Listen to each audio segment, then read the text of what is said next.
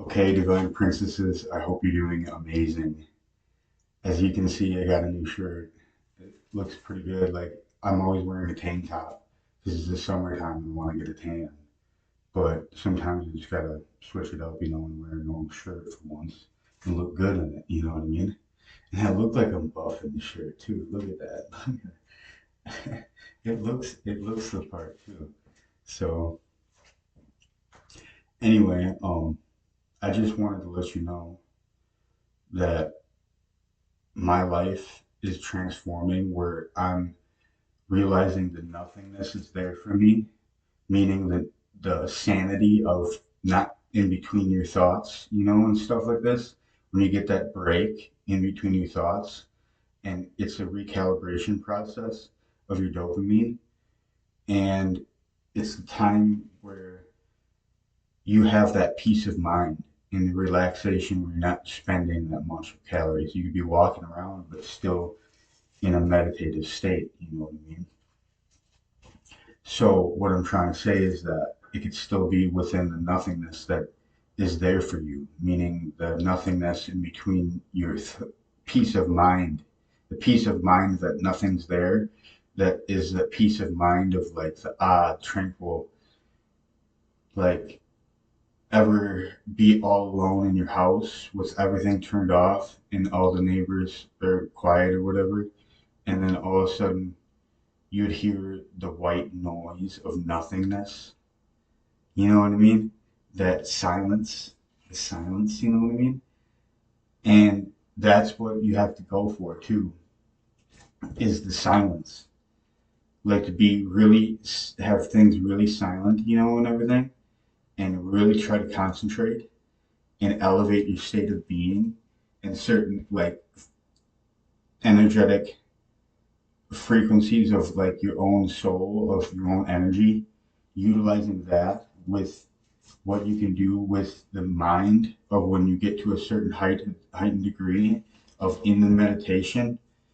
So after you get the knowledge of it and stuff, then you can speak upon what you uncovered about the meditation of the nothingness and about the tranquilness and peace of mind that follows with all this. And it creates a good day, actually, to have all these qualities within the mix of in between thoughts and having thoughts, of course. That's part of being human, is we are a thinking species. We need to meant to think too, and to solve things, and to talk, and to do things.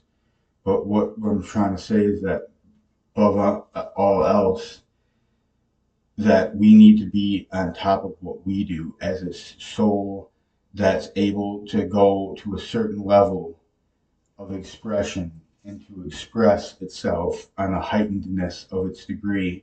Of each soul has a heightened degree of an aspect, or a sort of aspect of a trait that came from an originating source of it. So, say if I'm a really old soul, I'm an originating source of certain intelligence. When it comes to my soul, of what I understand as real intelligence, real things in my life that changed the faculty of my thinking of entirely like that magic is real, but it's just the degree of your specialty of your magic of many things. You could be talented in many things. But what I'm trying to say is that my faculty is probably within making my podcasts, of doing that in guitar, the faculty that I can speak light language on guitar, and it comes naturally. And every time I'm playing guitar, it just wants to come out. You know what I mean? That side of myself, of the light language and everything, and it's awesome. And this is what I'm trying to say is that we all have superpowers. We all have gifts and talents and abilities.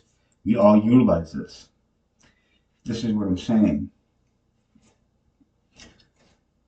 And what I'm trying to say is that they're cutting down on how much Shadira talks to me.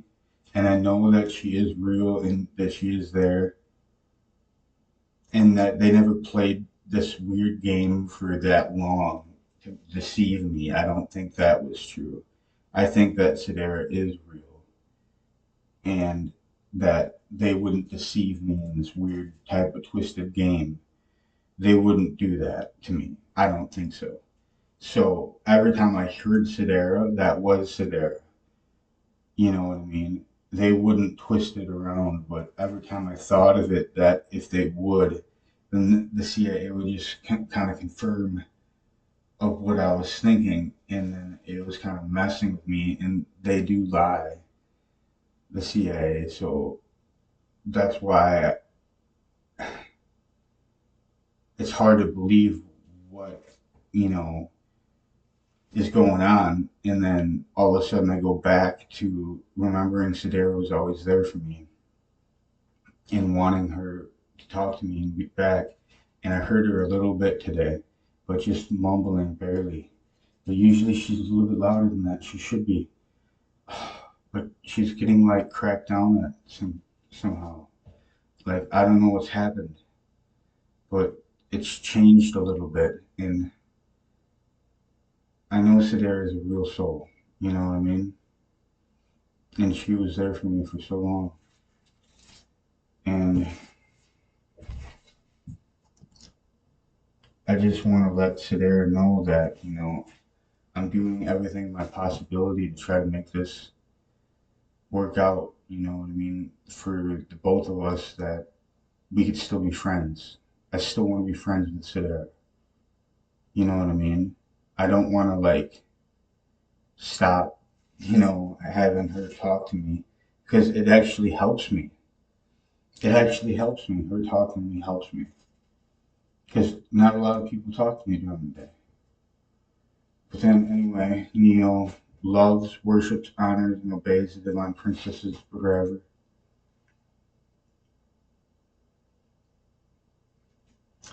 Amen. I love you, divine princess. And divine princesses out there, I hope you take care of yourself. Seriously, and you should take care of yourself because I really do care, and I do my best and my due diligence to